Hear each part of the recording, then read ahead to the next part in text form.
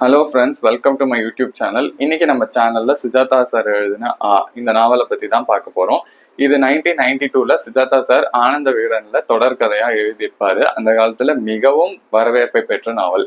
இது ஒரு medical science plus thriller fiction, இந்த 3 ஜானரையும் கலந்து இருக்கும். இந்த நாவல் கிட்டத்தட்ட ஒரு அன்னியன் படம் மாதிரி இதோட ஸ்டோரி பேஸ் இருக்கும். அன்னியன்ல வெறும் ஸ்பிளிட் பர்சனாலிட்டி மட்டும்தான் இருக்கும். ஆனா இந்த நாவல்ல ஸ்பிளிட் பர்சனாலிட்டி, முன்ஜென்மம், ஆவியின் வேலை, கொள்ளை அப்படின்னு ரொம்பவே சுஜாதா சார் ரொம்ப ஒரு இன்ட்ரெஸ்டிங்கா கலந்த கலவையா எழுதியிருப்பாரு. தினேஷ்குமார்ன்றது ஒரு சக்சஸ்ஃபுல்லான ஒரு சாஃப்ட்வேர் இன்ஜினியர். 1992ல கை நிறைய சம்பளம், ஒரு எம்என்சி கம்பெனியில நல்லா வேலை செஞ்சுட்டு இருக்காரு.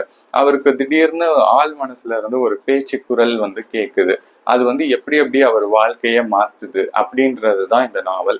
இந்த நாவல்ல ஸ்பிளிட் பர்சனாலிட்டி வரும். அவர் பல நிலைகள்ல பல மனிதர்களா மாறுவாரு. அது ஏன் அப்படி மாறுறாரு அப்படின்றதுக்கு தான் அந்த ஆவி, இவருக்கு முன் ஜென்மத்துல என்னென்ன கதைகள் இருந்திருக்குது, அதெல்லாம் தேடி எப்படி போறாரு, எப்படி அது அவருடைய வாழ்க்கையை மொத்தமா புரட்டி போடுது அப்படின்றதுதான் இந்த நாவல்.